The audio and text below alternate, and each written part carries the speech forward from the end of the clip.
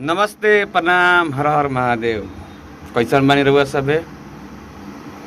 हम कृष्णा कैचा और रहुआ सभे के बतावल चाहतनी कि बहुत ही अच्छा एल्बम, बहुत ही सुंदर देवी पचरा संगम ऑडियो वीडियो से रिलीज भेल बा परदेसी पिया यादव के।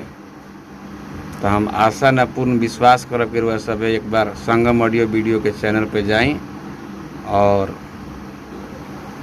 गाना सुनी परदेसी पिया के देवी पचरा दिया इया संगे बार आई है। बहुत अच्छा गाना बा और हमरा पूरा विश्वास बा कि रउआ सभे के बहुत अच्छा लगी। और अच्छा लगी तो कमेंट में करके ज़रूर बताब सभे।